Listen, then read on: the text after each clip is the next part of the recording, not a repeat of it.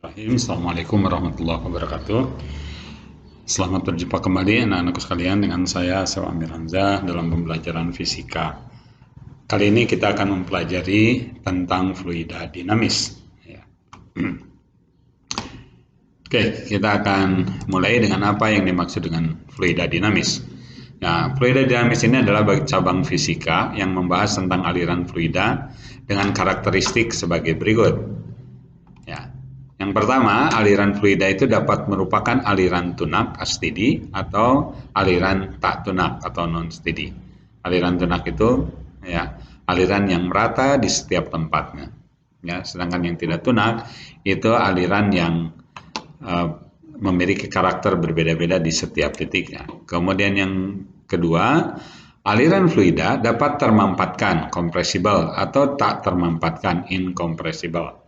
Artinya aliran fluida dapat dipengaruhi oleh tekanan eh, sehingga dia termampatkan atau tidak termampatkan incompressible. Ya. Kemudian aliran fluida dapat merupakan aliran kental, viskos, atau tak kental, non-viskos. Dan terakhir, aliran fluida dapat merupakan aliran garis lurus, streamline, atau aliran turbulen. Nah, di dalam fluida dinamis, ini kita akan mempelajari uh,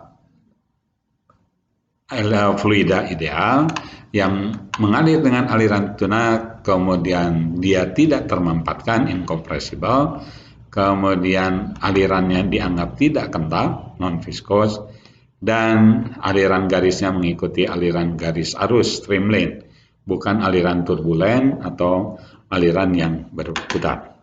Ya. Nah, ini garis arus, definisi garis arus adalah aliran fluida yang mengikuti suatu garis lurus melengkung yang jelas ujung dan pangkalnya. Kalian perhatikan ini. Ya, ini adalah garis arus. Sebuah partikel yang melewati titik A, B, C menelusuri sebuah garis arus. Partikel apa saja yang melewati A haruslah menelusuri garis arus ini. Jadi dia akan mengikuti garis arus tertentu. Nah, kemudian ya, aliran garis arus itu bisa sendiri seperti begini, laminar, ya, atau dia bisa turbulen. Turbulen itu dia bisa berputar di mana saja, ya. Ini, ya. Nah, yang akan kita pelajari itu bukan yang turbulen, tapi yang laminar, seperti itu. Berikutnya, nah sekarang kita akan mempelajari satu persamaan dasar, yaitu persamaan kontinuitas. Ini adalah persamaan dasar pada fluida dinamis. Nah, yang pertama kita akan mempelajari dulu tentang pengertian debit.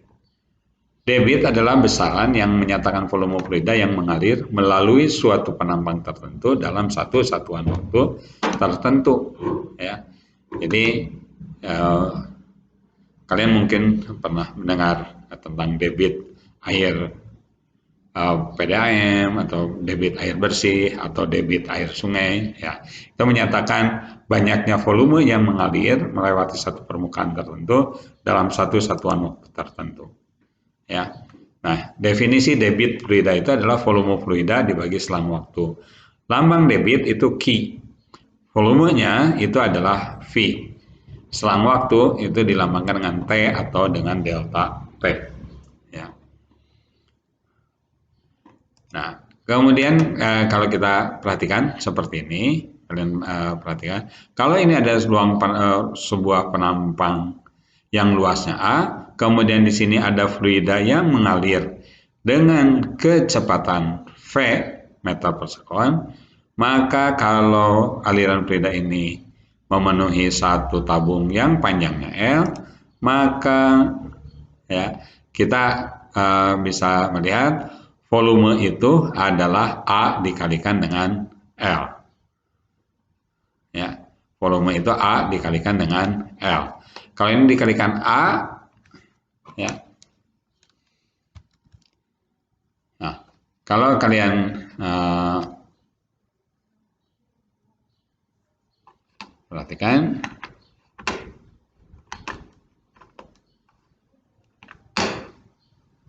ya, ini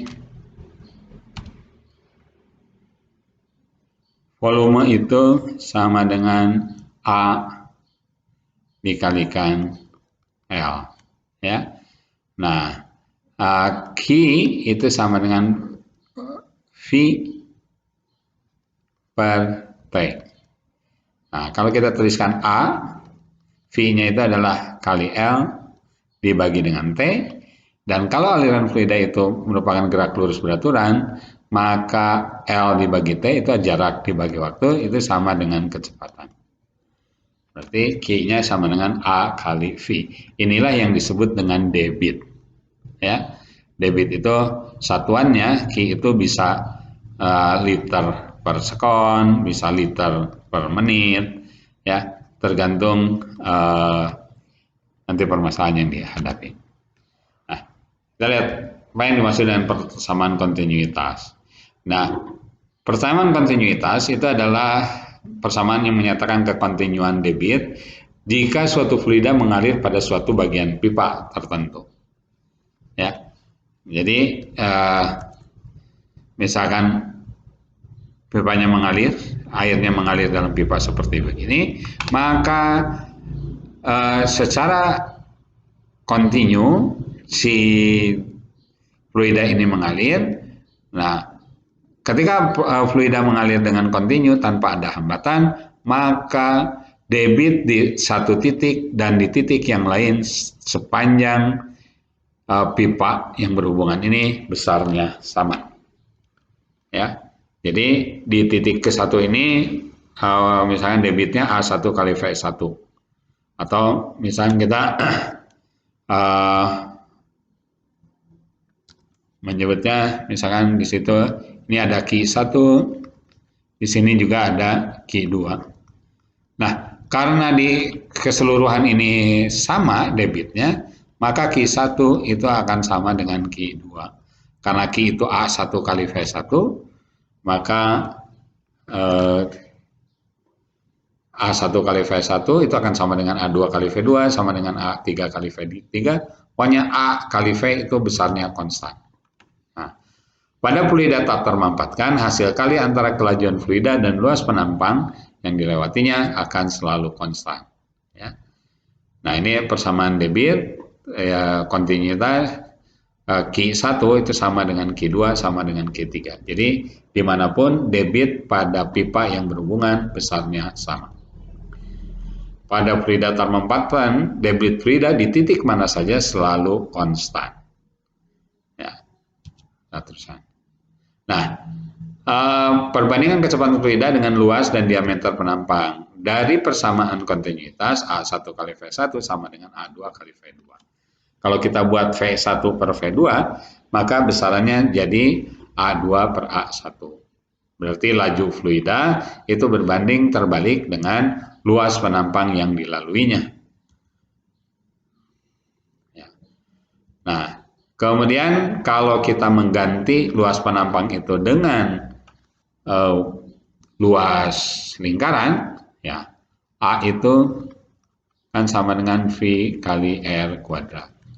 Maka A2 per A1 itu jadi V R2 kuadrat per V per R1 kuadrat. V-nya dicoret, maka hasilnya seperti ini. Ya, karena R itu adalah setengah D, maka ini juga bisa jadi begini, setengah D2 per setengah D1. Ya, ini dikuadratkan dua-duanya. Ini setengahnya dicoret, maka hasilnya jadi D2 per D1 dikuadratkan. Ya. Kelajuan aliran fluida tanpa memampatkan berbanding terbalik dengan kuadrat jari-jari penampang atau diameter penampang. Contoh, sebuah pipa yang luas penampangnya 12 cm persegi dan 18 meter persegi dialiri air. Pada penampang yang besar, laju alirannya adalah 4 meter per sekon. Berapakah laju aliran pada penampang yang kecil? Ketahui A1 itu sama dengan 18 cm persegi atau 18 kali 10 pangkat minus 4 meter persegi. A2-nya 12 cm persegi atau 12 kali 10 pangkat minus 4 persegi. V1-nya 4 meter persegi. Ya. Dengan menggunakan persamaan debit diperoleh, ya, persamaan debit itu ini, karena kita yang ditanya adalah eh,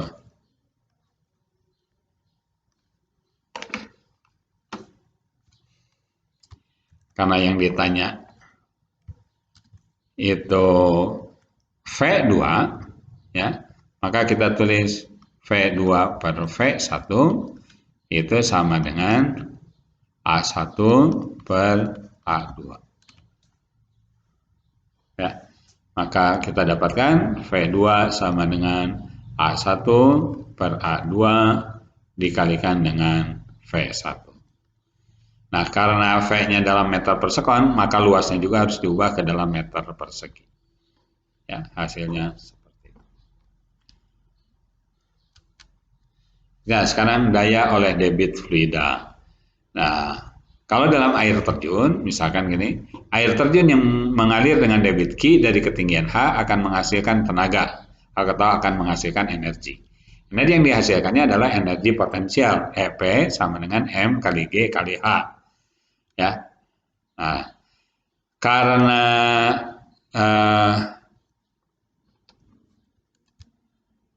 ya, karena ini energi yang dihasilkan itu kan EP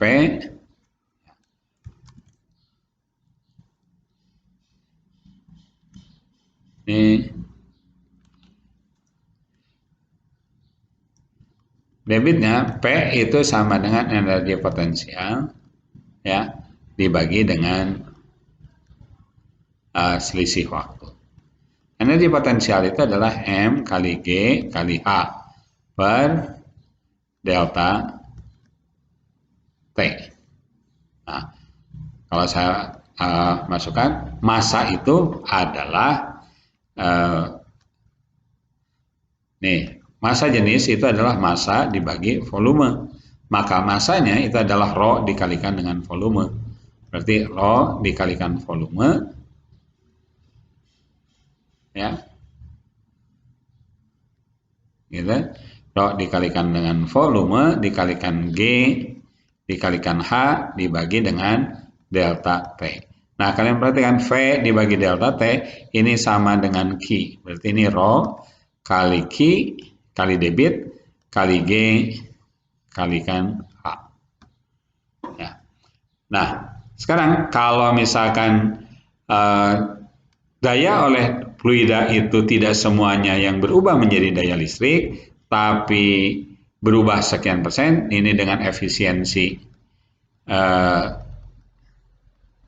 ini adalah eta, ya, ini biasanya dalam persen, sekian persen, maka daya untuk listrik yang dihasilkannya itu adalah ini, P sama dengan eta kali rho kali Q kali G kali H.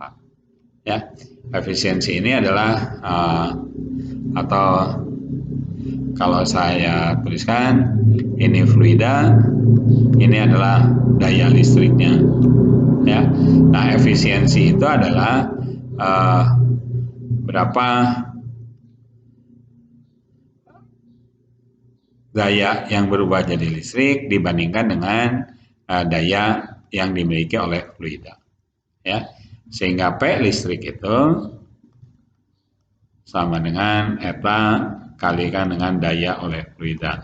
Karena daya fluidanya adalah rho Q GH, maka V listriknya adalah eta kali rho kali Q kali G kali H. Ya. Oke, kita teruskan. Kita lihat contoh soal. Air terjun setinggi 40 meter dengan debit 50 meter kubik per sekon dimanfaatkan untuk membuat turbin yang menggerakkan generator listrik. Jika 20% energi air dapat diubah menjadi energi listrik dengan G 10 meter per detik kuadrat, hitunglah daya listrik yang dibangkitkan generator tersebut. Ya. Jadi kita sudah tahu rumusnya adalah P sama dengan eta kali rho kali Q kali G kali H. Ya. Nah, ini kalau kita lihat di sini ini sama dengan Etanya itu efisiensinya 20%. 20%. Dikalikan rho air. Ya, ini rho air itu sama dengan 1 gram per cm kubik atau 10⁻³ kilogram per meter kubik. Ya, artinya ini rho-nya 10⁻³ ya. Dengan debit 50 meter kubik per sekon, ini 50 dikalikan G 10 dikalikan H ketinggiannya 40 meter. Ya, maka ini sama dengan 0,2 kali 10⁻³ kali 5 kali 10, 500 kali 40, ya, 20.000, 2 kali 10⁻⁴, maka kita tinggal 2 kali 0,2, ini 0,4, 2 kali 10⁻⁻⁻⁴, maka hasilnya 4 kali 10⁻⁶ watt atau 4.000 kilowatt. Ya, itu adalah daya listrik yang dibangkitkan oleh generator. Oke, terus ya. Nah, sekarang kita akan lihat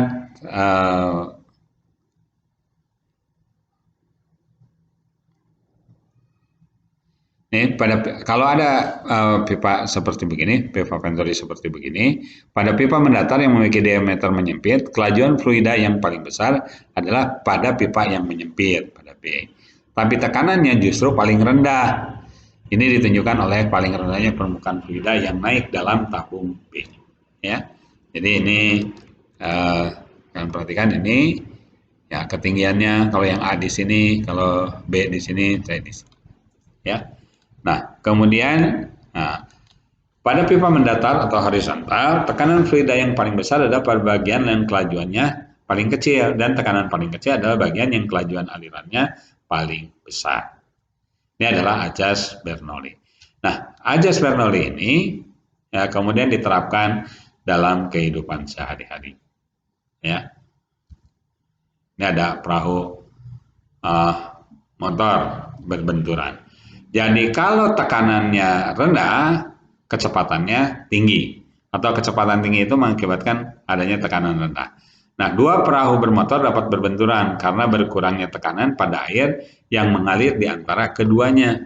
Jadi, air yang mengalir di sini, ya, kecepatannya akan menjadi semakin tinggi, tapi tekanannya akan menjadi rendah. Sehingga ini kecenderungannya, karena tekanan di sini menjadi lebih rendah, tekanan di kanan perahu ini dan di perahu di sebelah sini semakin besar, yang terjadi ini tekanan di sini ada menekan ke sebelah sana, yang di sini juga dari bawah dia akan menekan ke sebelah sana, sehingga seolah-olah kedua perahu ini nanti makin lama akan makin berdekatan, kemudian akan saling berbenturan. Ya, ini adalah penerapan ajas Bernoulli. Nah, penerapan yang lain, ya, nih kalian perhatikan ada aliran yang keluar dari keran. Kalau aliran keluar dari keran seperti begini, ya, ini kan ada aliran udara. Ya, pertama ini keluar dari keran, ini besar, kemudian ini menjadi lebih kecil. Karena semakin ke bawah, ya, ini nanti akan ada aliran udara yang ke sebelah atas, dan aliran air yang ke sebelah bawah makin lama akan makin mengecil karena dihalangi oleh aliran udara ini. Ya, perhatikan hukum Bernoulli seperti begini. Ya. Nah, pada gambar ini bagaimana sejumlah fluida dapat berpindah dari titik 1 ke titik 2 jika energi kinetik maupun energi potensial di titik 1 itu lebih kecil daripada energi potensial di titik yang kedua. Perhatikan ini persamaan Bernoulli ini. Ya, menurut persamaan Bernoulli, kalau tadi bukan hanya dari persamaan Bernoulli, dari persamaan kontinuitas, kalau penampang lebih luas, maka alirannya akan semakin kecil. Ya, kalau alirannya semakin kecil, tadi kan menurut Bernoulli, itu tekanannya akan semakin besar. Maka persamaan Bernoulli itu dinyatakan jadi P1 ditambah setengah rho V1 kuadrat ditambah rho GH1 sama dengan P2 ditambah setengah rho V2 kuadrat ditambah rho GH2. Ya. Jadi hasilnya itu selalu tetap. Nah, dengan P sama dengan setengah rho V kuadrat ditambah rho GH itu besaran yang konstan. Nah, hukum Bernoulli menyatakan bahwa jumlah dari tekanan, energi kinetik per satuan volume, dan energi potensial per satuan volume memiliki nilai yang sama pada setiap titik sepanjang suatu garis arus. Ya, jadi P sama ditambah setengah rho V2 kuadrat ditambah rho GH itu besarnya konstan. Ya. Nah, sekarang bagaimana? Ada dua kasus untuk persamaan Bernoulli. Tadi dikatakan ya, ini kalau persamaan Bernoulli itu tadi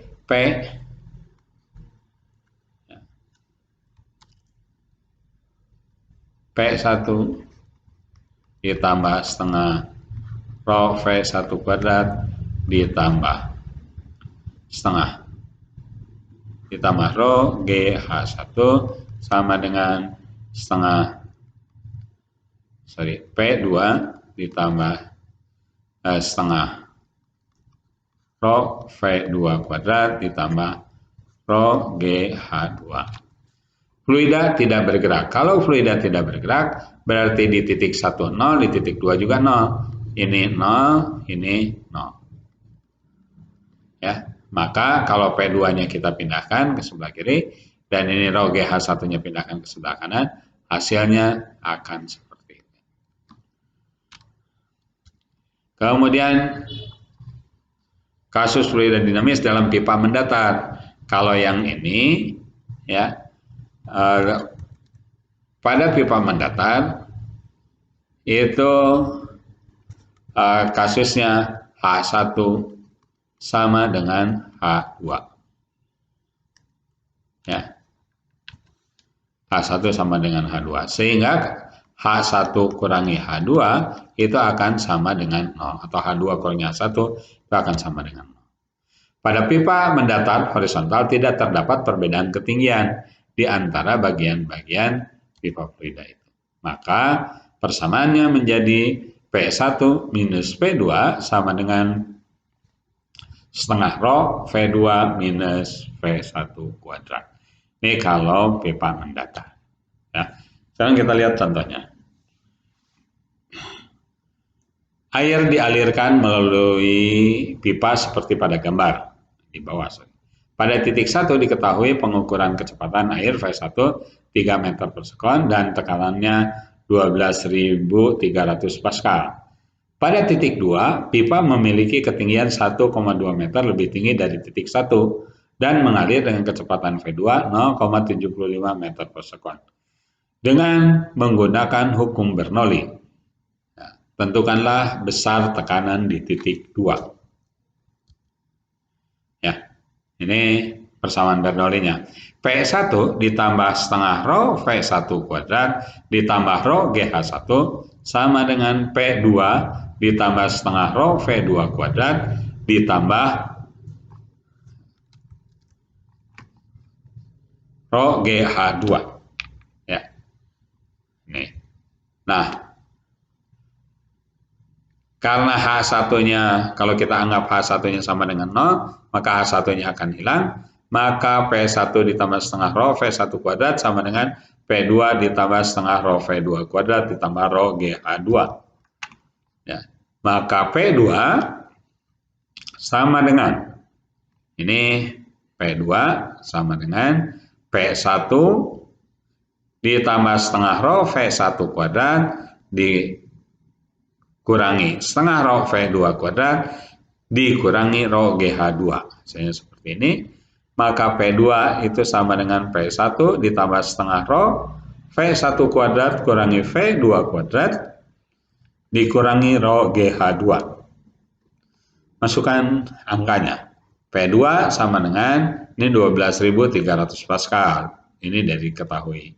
Kemudian dikalikan setengah rho.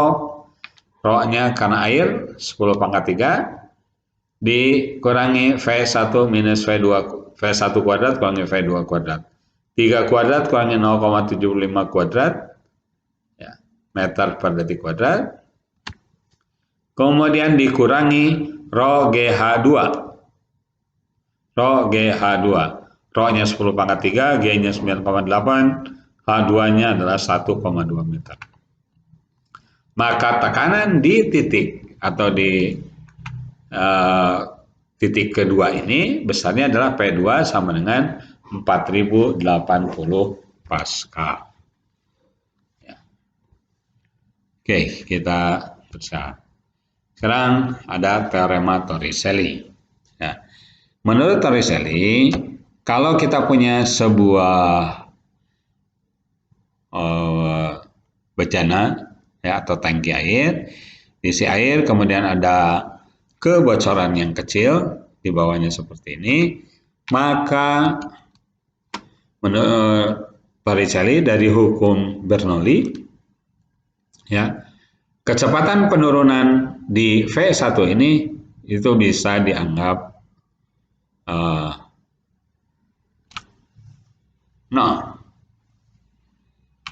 Ya, atau ini gambarnya mungkin kebalik. Jadi setengah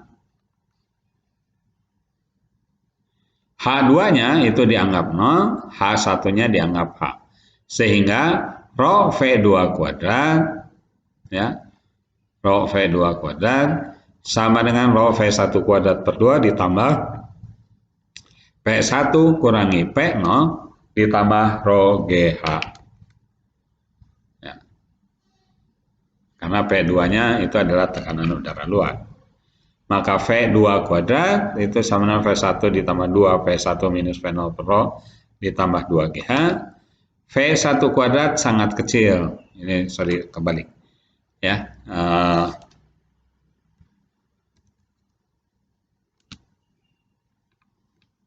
Nih, V1 kuadrat itu sangat kecil. Penurunan di sini sangat kecil. Ya, dibandingkan dengan V2 kuadrat. Maka V2 kuadrat itu karena ini sangat kecil, maka yang ini bisa dianggap 0. Hasilnya 2P1 minus P0 ya, per rho ditambah 2GH. Ya, P1 itu sama dengan P0 juga. Maka P1 kurangi P0 itu sama dengan 0. Dan P2 ya, itu adalah akar 2GH. Jadi kecepatan pancaran air itu adalah akar 2GH ya, dari ketinggian permukaan air. Sekarang kita akan lihat teorema Torricelli yang agak lebih luas. Ya, perhatikan dengan contoh soal berikut ini. Sebuah drum yang dalamnya 7,5 meter diisi penuh dengan air. Drum tersebut berada di permukaan tanah mendatar. Pada dinding drum terdapat lubang dengan jarak 2,5 meter dari dasar drum. Dan air memancar keluar lubang tersebut. Jika G sama dengan 10 meter per detik kuadrat, hitunglah 1 kecepatan air yang keluar dari lubang tangki, 2 jarak mendatar horizontal terjauh yang dicapai permukaan air. Ya. Ini harusnya itu meter per detik kuadrat. Oke, kita akan mulai. Sekarang yang ditanya adalah kecepatan air. Ini yang ditanyakan adalah ini V, yang ini berapa, kemudian yang ini adalah kita sebut dengan X-nya. Ini X-nya sama dengan berapa. Kita mulai dari V. V tadi kita sudah turunkan bahwa V itu sama dengan akar 2G kali H. Ya, ini H-nya H yang di atas permukaan lubang ini. Maka V-nya sama dengan akar 2 kali 10 dikalikan 2,5.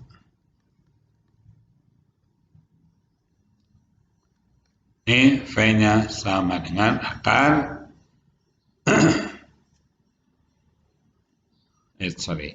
ini bukan 2,5. 2,5 itu dari bawah, ya, dari dasar drum. Berarti kalau kita dihitung dari atas, ini bukan 2,5, tapi ini 5.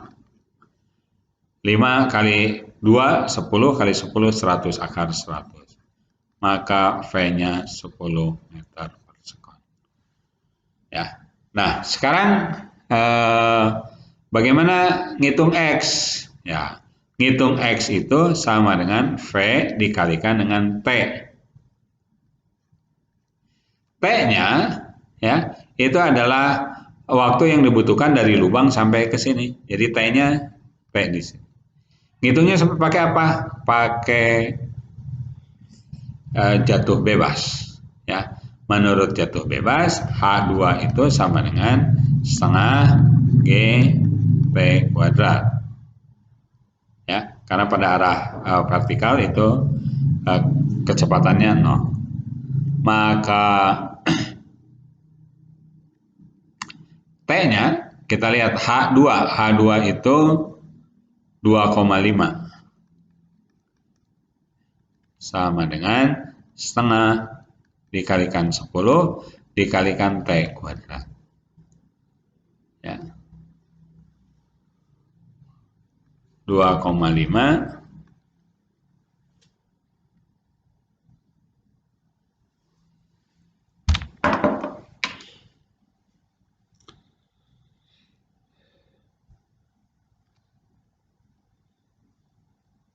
sama dengan 5T kuadrat. Maka T kuadrat sama dengan 2,5 per 5 sama dengan 1/2. Maka T-nya sama dengan akar 1/2. Maka X-nya sama dengan V kali T. Maka V-nya adalah 10, sedangkan T-nya adalah akar setengah. Maka X-nya sama dengan akar 5 meter. Jadi jarak terjauhnya adalah akar 5 meter.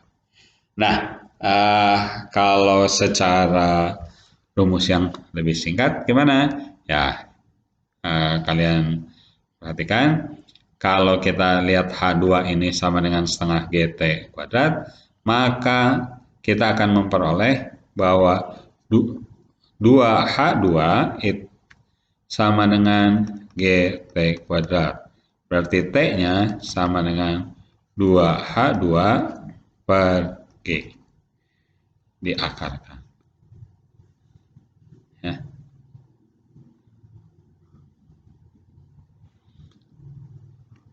Nah, kalau kita masukkan yang T ini ke sana, berarti ini X itu sama dengan P kali T, maka ini akar 2GH dikalikan akar 2H per G.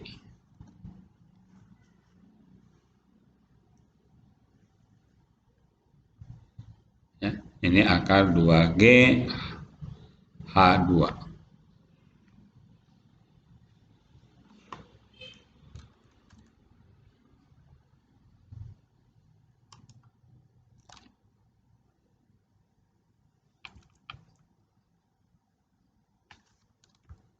Ya. Nih. Gitu. Ya. Jadi X-nya adalah akar 5 meter dan V-nya 10 meter per sekon. Ya, kita teruskan penerapan hukum Bernoulli yang lain, yaitu pada tabung Venturi. Nah, tabung Venturi digunakan dalam karburator. Itu ini dari tangki besi, ada pengapung, dimasukkan bensin dan udara. Nah, ini bentuk dasar Venturi meternya itu seperti ini. Ini kalau ada kecepatan aliran zat cair yang diukur, ini ada di V1. Kemudian ρ-nya itu adalah massa zat cair yang diukur. Ya. A1 luas penampang di tempat 1, A2 luas penampang kecil, H-nya perbedaan tinggi zat cair, dan G-nya percepatan gravitasi. Ya.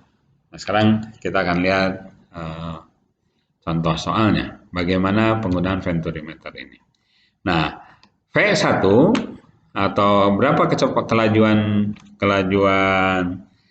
fluida di titik 1 ini, V1 ini sama dengan akar 2GH per A1 per A2 dikuadratkan kurangi 1. Ya. Nih contohnya. Melalui pipa Venturi seperti pada gambar mengalir air sehingga selisih tinggi permukaan air pada kedua pembuluh sempit yang dipasang pada pipa Venturi adalah 5 cm. Ya. Jika luas penampang besar dan kecil pada pipa Venturi masing-masing 100 cm persegi dan 10 cm persegi dan G 10 meter per detik kuadrat serta massa jenis air 1 gram per cm kubik. Ini 1 gram per cm kubik, maka hitunglah kelajuan air di pipa besar atau kita hitung V1. Ya. Nah, kita lihat V1 itu sama dengan ini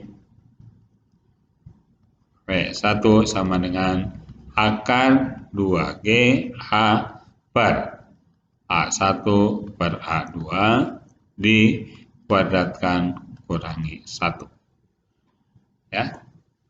Oke, kita masukkan. Sama dengan akar 2 kali 10, perbedaan tingginya 5 cm, 5 kali 10 pangkat minus 2 per A1 per A2. A1 itu yang besar. Ya, berarti ini 100, kalau mau dikalikan jadi meter persegi 100 kali 10 pangkat minus 4 per 10 kali 10 pangkat minus 4 dikurangi 1. Maka hasilnya akar 2 kali 10, 10 ini kali 5 kali 10 pangkat minus 2. 20 kali 5 itu 100. Ya, 100 kali 10 pangkat minus 2 itu 1. Per 100 ini coret 100 dibagi 10. 10 ya. Maka hasilnya ini 10 kurangi 1. Maka V1 itu sama dengan akar 1 per 9. Sama dengan 1 per 3 meter per sekon. Ya. Itu pipa Venturi. Selanjutnya ada pipa pivot. Pipa pivot itu dipakai untuk menghitung laju aliran gas. Nah, aliran gas di sini pipa pivot ini terdiri dari 2. Ada pipa dasar, kemudian ada pipa yang terbuka mendatar seperti ini di titik B. Ini di titik A, ini di titik B. Udara aliran gas masuk ke sini ke A. Nah, kemudian di permukaan titik B ini akan memiliki tekanan. Tekanannya sama dengan tekanan beda ketinggian ini. Ya, ini ada di P1, ini ada P2. Ya. Ini sehingga gas itu di sini di titik B ini dia tidak akan berjalan. Jadi V2-nya itu akan sama dengan 0. Jadi di sini nanti di 2 ini V2-nya akan sama dengan 0. V2 kurangi V1 besarnya sama dengan setengah rho V1 kuadrat. Ya. Jadi tekanan di titik 2 dengan di tekanan di sini, ini ada V2, ini ada V1, maka besarnya sama dengan setengah rho V1 kuadrat, atau P2 kurangi P1 itu sama dengan rho aksen kali G kali H. Rho aksen ini adalah massa jenis Hg. Ya. Sedangkan rho ini adalah massa jenis udara. Ya. Hasilnya V1 itu sama dengan, kalau kita persamakan, ya, ini sama dengan 2 rho aksen GH per rho, atau V-nya sama dengan akar 2 rho aksen GH per rho. V kecepatan alir gas atau udara, V1-nya V-nya, rho aksen massa jenis air raksa, dan rho massa jenis gas udara, dan H perbedaan tinggi air raksa pada kedua kaki. Nah, ini contoh. Sebuah pipa pitot digunakan untuk mengukur kelajuan udara yang melalui sebuah terowongan. Pada pitot tersebut dilengkapi dengan manometer alkohol, ya. Ini berarti rho aksennya.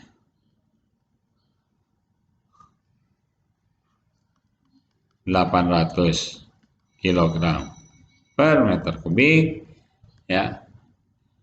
Apabila beda tinggi kedua kaki manometer, ini H-nya sama dengan 18 cm atau 0,18 meter, dan massa jenis udara, rho-nya sama dengan 1,2 kg per meter kubik, hitunglah kelajuran aliran udara tersebut.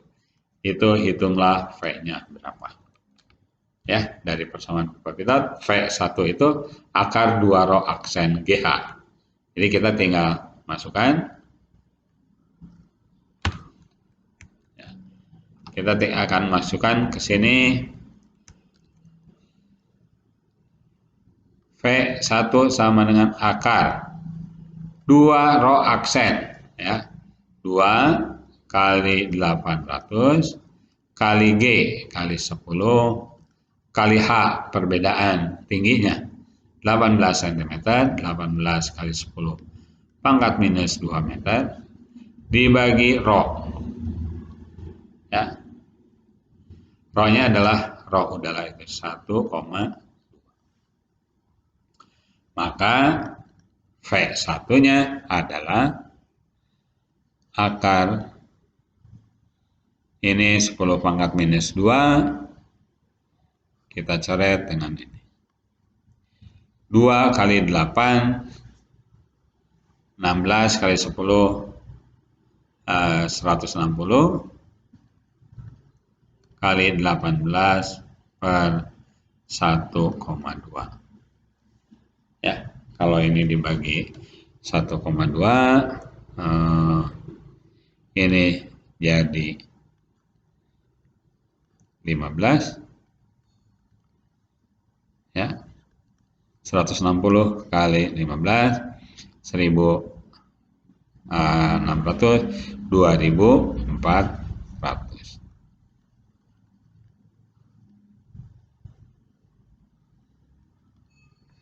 Ya, ini akar 400 kali 6 sama dengan 20 akar 6 meter per sekon. Ya. Jadi kelajuan udaranya adalah 20 akar 6 meter per sekon. Selanjutnya kita akan lihat penyemprot parfum, ya. Ini ada bola karet, kemudian ada tabung kecil, ada pancaran udara. Jika bola karet ditekan, udara akan mengalir dengan kecepatan tinggi dan keluar melalui lubang sempit pada tabung udara. Ya, kecepatan udara yang tinggi menyebabkan tekanan pada permukaan pipa venturi menjadi lemah, rendah. Hal tersebut menyebabkan cairan parfum dapat naik ke atas melalui pipa venturi dan menyembur keluar bercampur udara. Itu prinsip kerja penyemprot parfum, ya.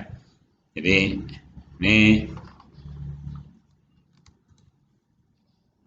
ini ditekan, maka akan keluar melalui lubang sempit pada tabung udara di sini, menyebabkan tekanan pada permukaan pipa venturi menjadi rendah. Karena tekanan di sini rendah, maka air akan naik ke sebelah sana.